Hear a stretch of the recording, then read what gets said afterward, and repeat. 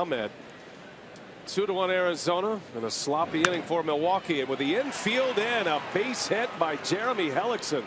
Just like that, the Diamondbacks with 3 runs on the board, and their pitcher chimes in with his second RBI of the season.